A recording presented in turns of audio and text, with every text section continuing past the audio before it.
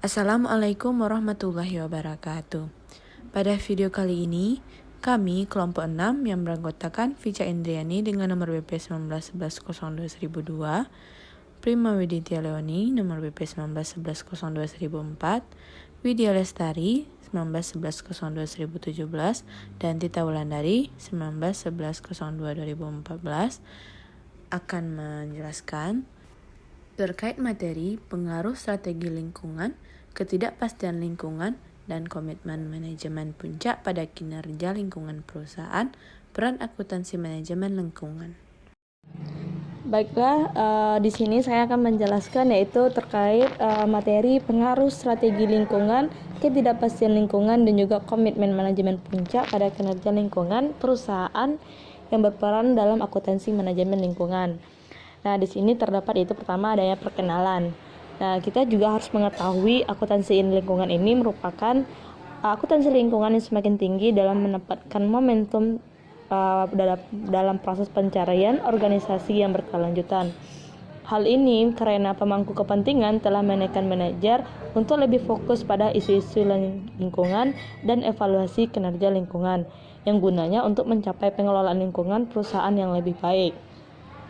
Lalu terdapat keunggulan kompetitif dalam perusahaan, yaitu pertama penerapan strategis dalam lingkungan yang merupakan yaitu penerapan strategis ini dalam penggunaan akuntansi manajemen lingkungan atau EMA telah dianggap sebagai keunggulan kompetitif utama bagi banyak perusahaan. Yang kedua yaitu adanya pengelolaan lingkungan perusahaan yang lebih baik, yang mana organisasi yang ramah lingkungan cenderung bergantung kepada komitmen manajemen puncak yang pada akhirnya dapat menghasilkan pencapaian keunggulan yang bersaing dengan yang lebih baik. Yang proses menuju kinerja lingkungan kelas dunia ini membutuhkan keterlibatan sumber daya perusahaan yang mencakup komitmen manajemen puncak, yaitu proses perencanaan yang mampu mengintegrasikan strategi perusahaan dengan isu-isu lingkungan. Dan ketiga yaitu adanya penggunaan akuntansi manajemen lingkungan EMA. Lalu ada skema yang menyatakan dalam di sini ada strukturnya itu dalam organisasi ramah lingkungan ini terus dilanjutkan dengan komitmen manajemen puncak, lalu adanya keunggulan bersaing. Lalu selanjutnya pada kinerja lingkungan kelas dunia itu adanya keterlibatan sumber daya perusahaan, lalu dilanjutkan dengan komitmen manajemen puncak dan juga proses perencanaan, lalu strategi perusahaan dan juga isu-isu lingkungan. Lalu terbentuknya adalah EMA. Sehingga saat ini pengujian empiris dari hubungan tersebut belum luas dan belum menghitung realitas negara perkembangan seperti Indonesia. Selanjutnya yaitu membahas terkait latar belakang teori dan juga pengembangan hipotesis. Di sini terdapat pertama adanya pandangan berbasis sumber daya alam atau INRBV yang merupakan keunggulan kompetitif yang dapat dipertahankan dengan kemampuan dan juga sumber daya yang tidak mudah diduplikasikan oleh pesaing, yang mana yang merupakan terdiri dari 3 strategi yang saling terkait, yaitu pertama adanya pencegah polusi, penatagunaan produk, dan pembangunan berkelanjutan. Dan masing-masing ini memiliki kekuatan pendorong lingkungan yang berbeda yang dibangun di atas sumber daya utama yang berbeda, dan mereka memiliki sumber keunggulan kompetitif yang berbeda juga. Lalu ada beberapa yang menyatakan dalam menghilangkan polutan dari proses produksi dapat meningkatkan efisiensi dengan cara yang pertama yaitu ada mengurangi input yang diperlukan, menyederhanakan proses, mengurangi biaya dan juga kewajiban kebutuhan. Lalu di sini juga dijelaskan bahwa mengingat EMA ini berguna untuk pertama adanya memantau biaya lingkungan, merekam kinerja lingkungan, sumber daya juga kemampuan organisasi. Oleh karena itu, penelitian ini menggunakan lensa NRBV sebagai landasan teori untuk menjelaskan kombinasi sumber daya tersebut dalam meningkatkan kinerja lingkungan perusahaan secara kesinambungan. Yang kedua yaitu ada strategi lingkungan EMA dan juga kinerja lingkungan perusahaan. Di sini dijelaskan itu pertama adanya strategi lingkungan yang merupakan sebagai serangkaian inisiatif yang dapat mengurangi dampak operasi terhadap lingkungan alam melalui produk, proses, dan juga kebijakan perusahaan seperti pengurangan konsumsi energi dan juga limbah. Lalu adanya penggunaan sumber daya yang berkelanjutan hijau dan penerapan sistem manajemen lingkungan, perhatian manajemen terhadap isu lingkungan yang memicu kemampuan perusahaan untuk menetapkan strategi lingkungan yang proaktif. Lalu perusahaan yang memiliki strategi orientasi proaktif dituntut untuk meningkatkan kinerja lingkungan yang akan muncul pada penggunaan indikator kinerja lingkungan. Yang mana setiap perusahaan saat ini dituntut untuk terus memiliki strategi pengembangan lingkungan proaktif, sistem informasi lingkungan, dan juga sistem pengendalian manajemen lingkungan. Yang kedua yaitu adanya penggunaan IMA dan IMCS. IMA ini dapat membantu perusahaan untuk memenuhi tanggung jawab lingkungan dan mengarah pada identifikasi manfaat ekonomi dari peningkatan kinerja lingkungan dan ekonomi yang merupakan pendekatan untuk mengungkapkan informasi dalam membantu perusahaan mencapai kinerja lingkungan keuangan yang lebih baik. Sebaliknya IMCS ini memastikan bahwa manajer menggunakan sumber daya yang tersedia secara aktif, efisien untuk mempromosikan kinerja lingkungan. Dengan demikian, keduanya baik itu strategi lingkungan atau IMA dan IMCS ini dirancang untuk memenuhi kebutuhan tujuan perusahaan dalam rangka mencapai kinerja lingkungan yang berkelanjutan.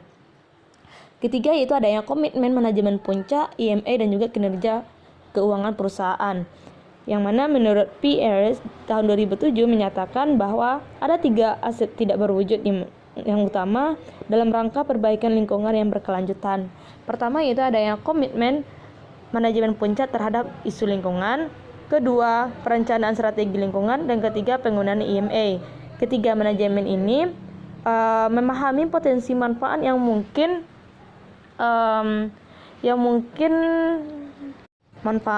dihasilkan dari inisiatif lingkungan tertentu seperti peningkatan kinerja. Mereka akan termotivasi untuk berkomitmen terhadap kelestarian lingkungan.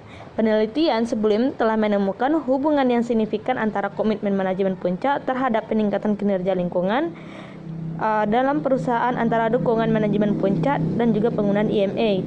Studi lain oleh Wee dan Quezzi tahun 2005 menunjukkan bahwa komitmen manajemen puncak terhadap lingkungan merupakan faktor penting dalam menilai dan juga meningkatkan praktik pengelolaan lingkungan dan penerapan IMA.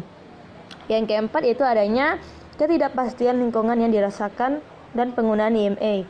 Ketidakpastian ini dalam lingkungan yang dirasakan dan juga penggunaan IMA. Ketidakpastian lingkungan adalah situasi yang tidak dapat diprediksi seperti perubahan iklim, bencana alam, atau tingkat perubahan di pasar, yang mana merupakan tantangan pesaing dan perubahan teknologi yang mengarahkan perusahaan untuk merespon baik itu maupun di masa depan.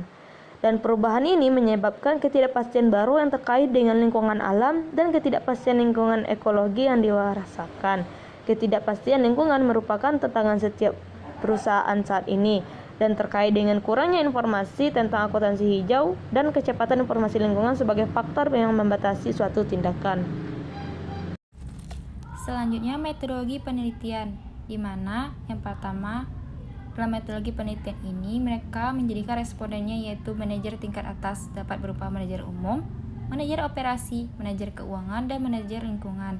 Di mana dalam manajer lingkungan ini, mereka memilih yang bekerja pada perusahaan bersertifikat ISO 14001 yang terdaftar di BI atau Bursa Efek Indonesia.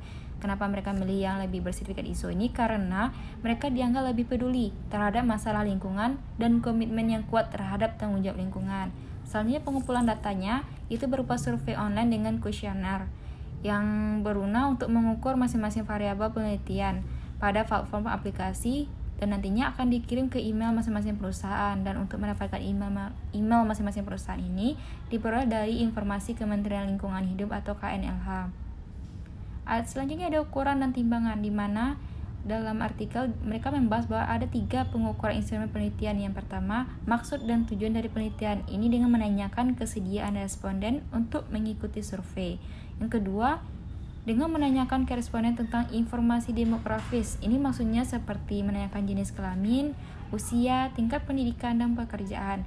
Dan yang terakhir itu menyajikan pertanyaan yang berkaitan dengan variabel yang diteliti. Ada beberapa pertanyaan variabel dalam penelitian ini. Yang pertama, variabel kinerja keuangan, di mana responden ditanya tentang kinerja lingkungan mereka terkait dengan kepatuhan terhadap peraturan yang ada, dampak lingkungan, dan manfaat pengelolaan lingkungan. Yang kedua, variabel akuntansi manajemen, di mana responden ditanya apakah penggunaan EMA dapat memberikan instrumen yang berguna tentang lingkungan. Yang ketiga, variabel strategi lingkungan, di mana responden diminta untuk memberi umpan balik strategi lingkungan perusahaan seperti investasi, visi manajerial, kemampuan manajemen puncak, dan sertifikasi. Yang keempat yaitu variabel ketidakpastian lingkungan, di mana responden diminta atas ketidakpastian lingkungan yang dihadapi perusahaan terkait dan permintaan pasar. Dan yang kelima itu variabel komitmen manajemen puncak, di mana responden diminta untuk memberi umpan balik terkait komitmen terhadap lingkungan.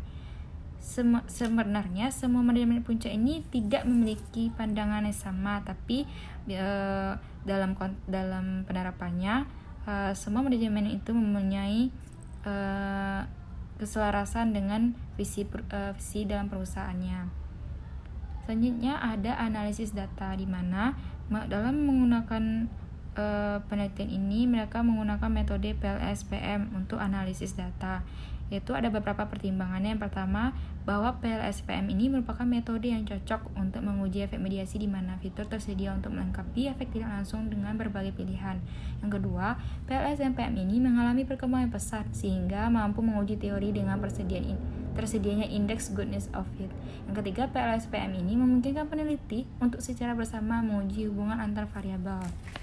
Nah, dalam artikel ini mereka menyimpulkan bahwa terdapat 4 tahap dalam analisis data untuk pengujian hipotesis mereka. Yang pertama, menilai model pengukuran untuk memastikan setiap indikator konstruk dapat diandalkan dan valid. Yang kedua, menilai model struktural untuk mewakili kesesuaian model dengan data observasi. Yang ketiga, menguji efek langsung untuk menentukan hubungan setiap variabel prediktor dan hasil. Dan yang terakhir itu menguji ketidaklangsungan pada hubungan variabel prediktor dan hasil yang dimediasi oleh EMA.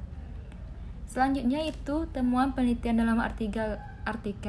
Nah, dalam artikel ini dia menyebutkan bahwa ia melakukan pengujian penggunaan kolonialitas di mana model struktural, dan di mana hasilnya mereka menyimpulkan bahwa terdapat masalah dan penelitian ini.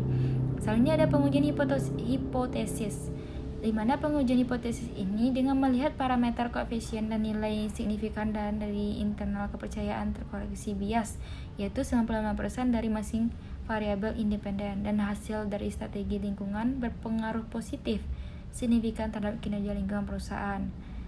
Pengujian hipotesis juga membahas bahwa mereka juga menguji efek tidak langsung dengan metode yang diusulkan oleh Cepeda dan kawan-kawannya tahun 2007, dan hasilnya EMA dapat bertindak sebagai mediasi pelengkap dan hubungan strategis dan kinerja lingkungan.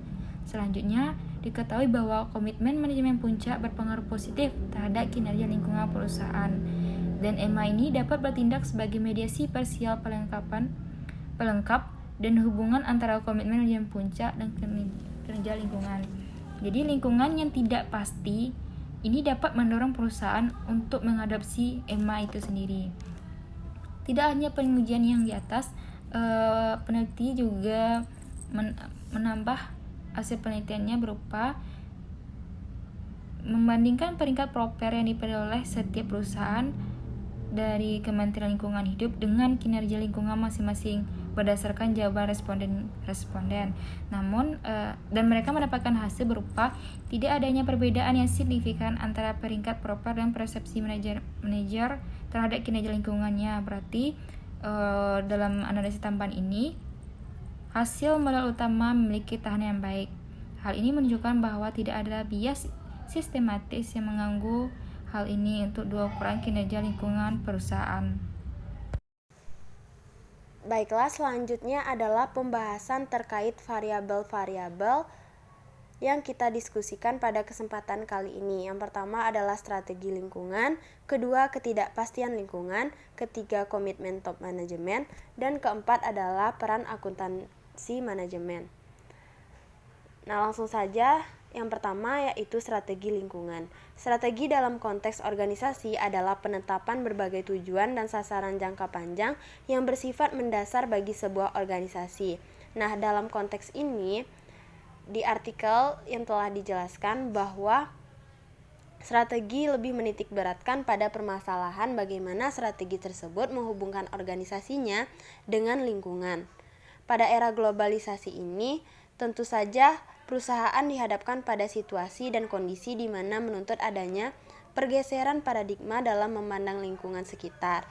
Nah, tentunya diperlukan strategi berwawasan ramah lingkungan oleh perusahaan-perusahaan untuk mampu menciptakan suatu keunggulan atau competitive advantage.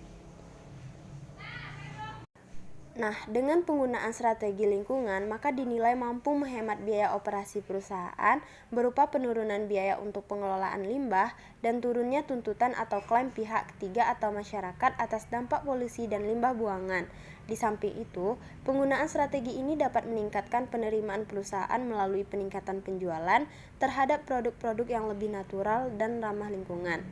Nah, strategi berwawasan ramah lingkungan ini akan memiliki sasaran yang bersifat beyond compliance, yaitu suatu pencapaian kinerja lingkungan yang jauh lebih tinggi dibandingkan dengan kinerja lingkungan sebagaimana yang dikehendaki dalam sebuah peraturan atau undang-undang. Selanjutnya, terdapat dua strategi dasar yang dapat dilakukan organisasi untuk beradaptasi dengan lingkungan, yaitu melalui perubahan internal serta melalui pengendalian lingkungan. Yang pertama adalah perubahan internal. Perubahan internal adalah melakukan penyesuaian aspek-aspek internal organisasi seperti perencanaan, struktur, sistem, dan prosedur kerja sehingga sesuai dengan karakteristik lingkungan yang berubah. Nah, dapat dilihat dari perubahan struktur organisasi kompleksitas lingkungan, peredam inti teknis, elemen perbatasan, diferensiasi, integrasi, dan perencanaan. Yang kedua adalah pengendalian lingkungan. Dalam upaya untuk menguasai atau mengendalikan lingkungan dapat dilakukan dengan beberapa cara, di antaranya adalah merger, kontrak atau joint venture, kooptasi, iklan dan humas, asosiasi pengusaha sejenis, dan merubah bidang kegiatan. Selanjutnya, variabel ketidakpastian lingkungan. Perusahaan dalam operasinya dipengaruhi oleh lingkungan, baik secara langsung maupun tidak langsung. Nah, ketidakpastian itu adalah rasa ketidakmampuan individu dalam memprediksi sesuatu secara tepat dan cepat. Nah, untuk ketidakpastian lingkungan sendiri adalah ketika seorang manajer tidak mempunyai informasi yang cukup mengenai faktor-faktor lingkungan untuk dapat memahami dan memperkirakan kebutuhan dan perubahan lingkungan. Menurut Millikan, dalam Listeria ada 3 tipe ketidakpastian lingkungan, yaitu ketidakpastian keadaan atau state uncertainty, dan ketidakpastian pengaruh atau effect uncertainty, dan ketidakpastian respon atau response uncertainty. Nah, yang pertama adalah ketidakpastian keadaan. Ketidakpastian keadaan ini ditandai dengan seseorang yang merasakan ketidakpastian jika ia merasakan bahwa lingkungan organisasi tidak dapat diprediksi. Yang kedua adalah ketidakpastian pengaruh, yang mana ketika ketidakmampuan seseorang untuk memprediksi pengaruh meliputi sifat, kedalaman, dan waktu. Yang ketiga adalah ketidakpastian respon, yang mana ketika seseorang tidak mampu untuk memprediksi konsekuensi yang timbul sebagai akibat dari pilihan respon yang diambilnya. Baik, selanjutnya adalah komitmen top management. Nah, komitmen ini didefinisikan sebagai kekuatan dalam identifikasi dan keterlibatan individu, yang dalam di konteks ini adalah organisasi. Nah, manajemen puncak atau top management adalah manajer yang bertanggung jawab untuk manajemen keseluruhan dari organisasi dan menetapkan kebijakan operasi serta mengarahkan interaksi organisasi dengan lingkungannya. Jadi manajemen puncak bertugas untuk kegiatan dan strategi perusahaan secara umum dan mengarahkan jalan dari perusahaan tersebut. Manajemen puncak perlu memahami peluang dan ancaman perusahaan termasuk kekuatan dan kelemahan perusahaan yang harus ditangani agar mencapai tujuan perusahaan. Saat ini, perubahan lingkungan internal maupun eksternal membutuhkan respon yang cepat dari manajemen puncak agar resiko kegagalan dapat ditekan dan peluang kesuksesan dapat ditingkatkan. Oleh sebab itu, jika manajemen puncak tidak memiliki komitmen yang kuat, maka dapat dibayangkan kekacauan koordinasi arah bisnis perusahaan akan terjadi. Jadi manajemen itu perlu menyadari dan ikut terlibat dalam masalah lingkungan sebagai bentuk dari komitmen yang ia miliki. Jika organisasi mengkonsumsi energi, bahan, dan menyisakan limbah, maka akan terbentuklah pengelolaan lingkungan. Selanjutnya adalah peran dan tugas utama dari manajemen puncak. Yang pertama yaitu tujuan perusahaan. Nah, manajemen puncak akan menentukan tujuan perusahaan. Maksudnya tujuan tersebut bisa dalam bentuk jangka panjang ataupun jangka pendek. Selanjutnya adalah membuat kerangka rencana dalam kebijakan. Jadi manajemen puncak harus membuat kerangka kebijakan dan rencana untuk mencapai tujuan utama perusahaan yang telah ditetapkan. Yang ketiga adalah partisipasi dalam pengambilan keputusan. Jadi tugas dan peran dari manajemen puncak adalah berpartisipasi dalam mengambil keputusan. Selanjutnya adalah faktor komitmen. Faktor komitmen ada 3. Yang pertama yaitu keyakinan yang kuat dan penerimaan atas tujuan dan penerimaan atas nilai-nilai organisasi.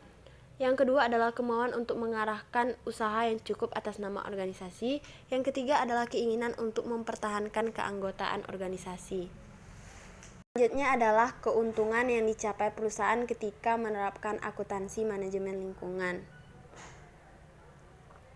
Ada beberapa keuntungan yang dicapai perusahaan ketika menerapkan akuntansi manajemen lingkungan. Yang pertama adalah akuntansi manajemen lingkungan dapat menghemat pengeluaran usaha. Yang kedua, akuntansi manajemen lingkungan dapat membantu pengambilan keputusan. Yang ketiga, akuntansi manajemen lingkungan meningkatkan performa perusahaan, baik ekonomi maupun lingkungan usaha. Yang keempat atau yang terakhir adalah akuntansi manajemen lingkungan memuaskan pihak yang terkait. Nah, dari hal yang telah dijelaskan sebelumnya, penelitian tersebut bertujuan untuk menguji pengaruh kombinasi sumber daya organisasi seperti aset yang tidak terwujud dalam rangka meningkatkan kinerja lingkungan secara terus-menerus. Pendapatan yang diambil dari itu adalah mencapai peningkatan kinerja di lingkungan. Diperlukan komitmen dari manajemen puncak sebagai penerapan strategi lingkungan yang tepat dan dari penggunaan IMA ini. Temuan tersebut memberikan pemahaman yang mendalam mengenai perusahaan yang disertifikasi oleh ISO 14001 di Indonesia harus meningkatkan kinerja lingkungan mereka dengan menerapkan strategi lingkungan yang sesuai, mengembangkan komitmen manajemen puncak terhadap lingkungan, dan menggunakan alat IMA. Hasil ini dapat memberikan referensi bagi yang mengambil keputusan organisasi untuk terus meningkatkan kinerja lingkungan. Kemudian, manajer lingkungan dan manajer puncak secara umum adalah untuk mengembangkan kemampuan sehubungan dengan ketidakpastian lingkungan yang dirasakan. Misalnya kebijakan pajak lingkungan, permintaan produk lingkungan, dan peraturan lingkungan untuk dapat mengelola alat IMA dan sebagai konsekuensinya meningkatkan kinerja lingkungan organisasi. Nah, itu semua adalah penjelasan dari kelompok 6 terkait dengan materi The Role of Environmental Management Accounting atau peran akuntansi manajemen lingkungan. Terima kasih kepada teman-teman yang telah menonton video ini. Saya akhiri. Wassalamualaikum warahmatullahi wabarakatuh.